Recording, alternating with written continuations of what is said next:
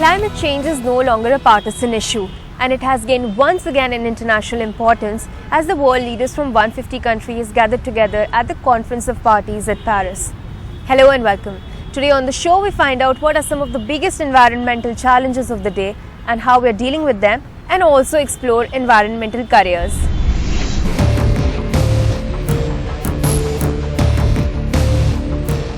Delhi grey and smogged out. Almost each day the headlines have revolved around what India's heavily polluted capital is doing to its people. Radical steps like allowing odd and even numbered cars on alternate days are being hotly debated as these images become common occurrence, but it'll be a while before the skies clear. Recent readings of the Delhi Pollution Control Committee indicate high levels of particulate pollutants PM 2.5 and PM 10 in Delhi's air. Their levels 60 and 100 micrograms per cubic meter, way above safe limits of 10 and 20 micrograms per cubic meter according to the World Health Organization. One of the most notorious killers, causing more than 3 million deaths around the world every year, particulate matter are small particles caused by the burning of oils, gasoline and other fuel. So if you look at what's happening in Delhi, it's a situation of public health emergency. Beijing, when for 3 days, when their air quality index was 200, schools were shut down. We were on, as in a couple of days ago, we were 999, which is, particulate matter, for example, is supposed to be 25 and we are at 183, and still there's no hue and cry. And there's still no advisory that we have from the government as yet. Beating Beijing on particulate matter pollution, Delhi recently became the world's most polluted city.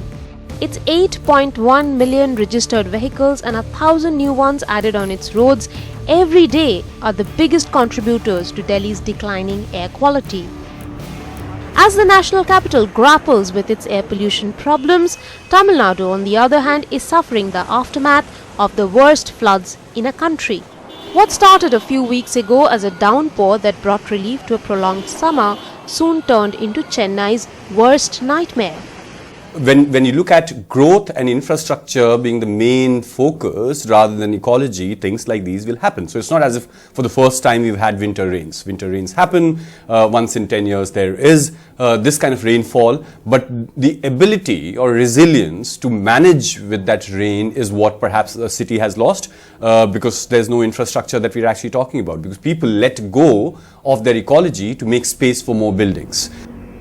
Some blamed poor infrastructure as the main cause for the deluge. But environmentalists say destruction of natural water drains, marshlands and mangroves is the main cause, also warning of a similar fate for the city of Mumbai.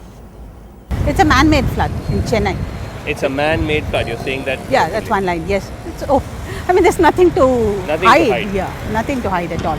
This marshland has shrunk massively in the last 30 years. What's the size now? It's about 4.34 square kilometers and shrinking rapidly.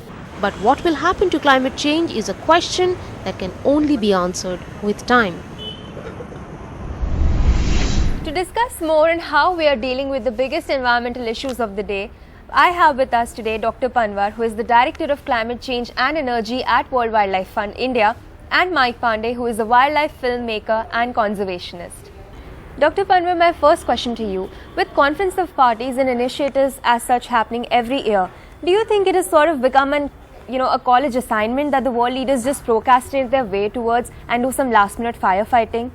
Let's understand that these COP negotiations which are there are extremely complex, because this involves not only environmental issues but has wider implications in terms of the economy and the development of the country. Secondly, we should also recognize that there are 196 countries and there are large differences amongst the stage of development, amongst the aspirations of the people of those countries, and each of the governments will have to cater to all of that. Yes. Having said that, it is recognized that climate change is an important environmental issue which has to be dealt with, and there are these negotiations happening which try to move ahead and increase the agenda.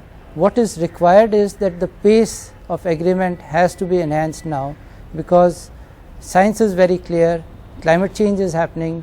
The Indian Prime Minister, along with the French President, launched the International Solar Alliance, which is supposed to bring 120 world countries together. Now, India, when we look at the country, we have 72% of our power generation coming from coal-fired plants.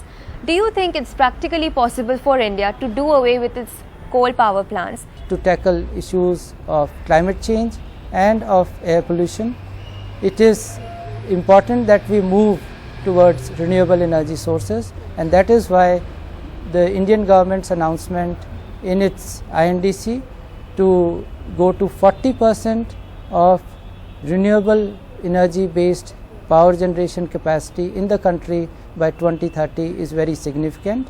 And even before that, we have a target of 175 gigawatts of renewable energy by 2022. Mike, getting you into the conversation, now we see a lot of climate change experts from around the world giving a counter argument that climate change may not have necessarily created a harmful effect for humanity.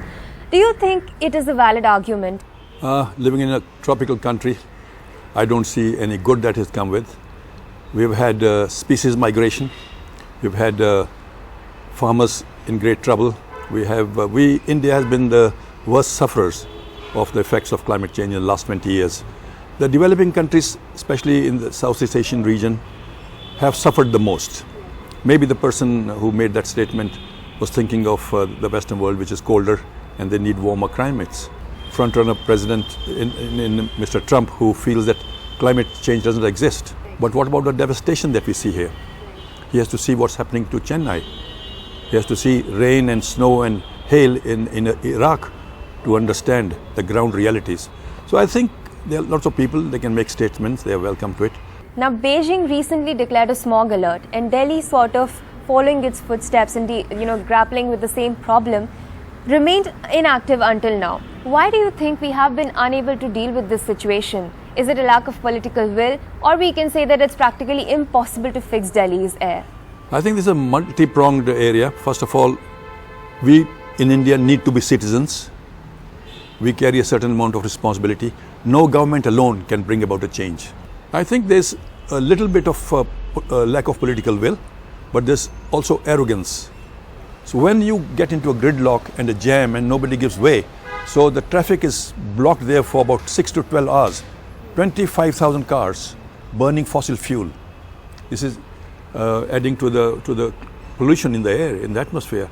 Talking about the bigger issue, a rapid species extinction. As a filmmaker and conservationist who spent more than 3 decades in the Indian forest, how do you see the forests of India have changed over a period of time?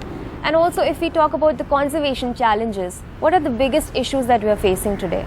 We have degraded forests, which are also contributing to a great, especially in livelihoods of local communities, towards the degradation of species also. For example, when there's no food, communities go inside forest and kill all the animals and all.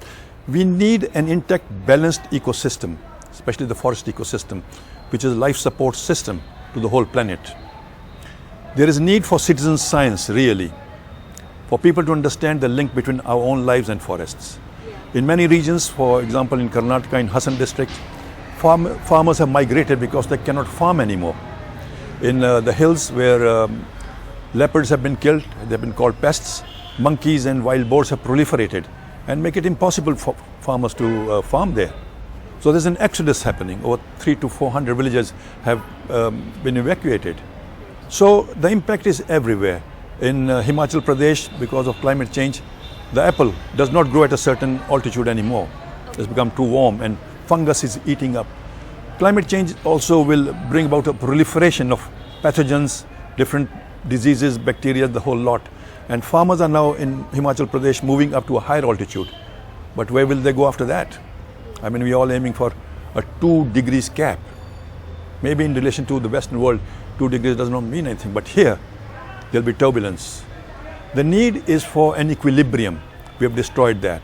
And if you look at the forests of South India, where the Western Ghats are, many sensitive species are disappearing. The Western Ghats are a repository of some of the most rare medicinal plants. We have the highest number of medicinal plants in the world. But because of temperature, they're moving out. Because even the corals, because of temperature, corals are dying. So the impacts are visible. Well, the clear picture that I get out of the entire discussion is that there are plenty of ideas and initiatives, but a clear lack of aggressive implementation. Well, thanks to both of you for being a part of the discussion. Thank you. Thanks. Young India today, understanding its role in creating a greener future, looks forward to environmental careers with an enthusiasm. Let's have a look at an interesting story of a young research scholar from Kerala and find out how his research can impact our future.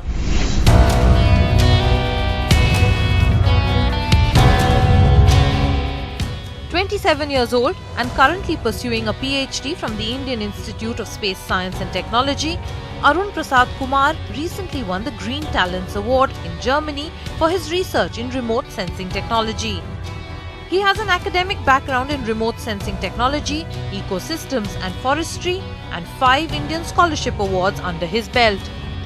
The only Indian among 27 winners from 90-odd countries, Arun's thesis on species-level classification of mangroves using hyperspectral imaging gives an understanding of the dynamics of different mangrove species in the ecosystem.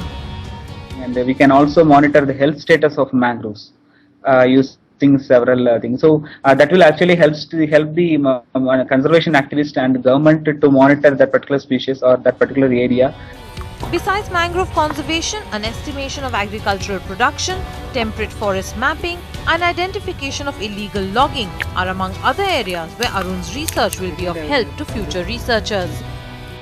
With an increased demand for environment experts and the government laying more emphasis on research, a research career in environmental science can be promising and bright. For students wanting to take up environmental research careers in India, some of the popular study topics include habitat and biodiversity management, environmental health, nuclear energy and urban waste management, among others.